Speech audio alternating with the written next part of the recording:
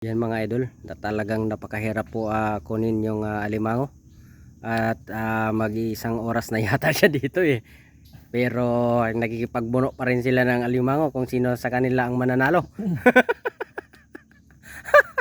Titingnan natin mga idol kung makukuha ba yung alimangong kinukuha niya sa ilalim. Napakalalim po kasi. Hirap.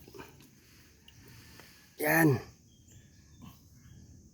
Lapit na. Malapit na. Sumama ka na.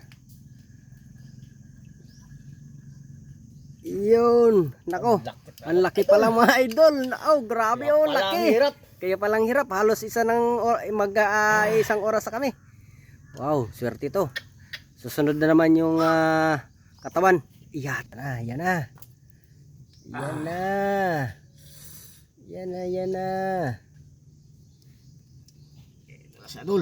Wow, yun na pala mga idol. Oh, laki. Pakitaan niyo. Idol. Ito na siya. At yun ang isang sipit. Oh. Grabing laki mga idol.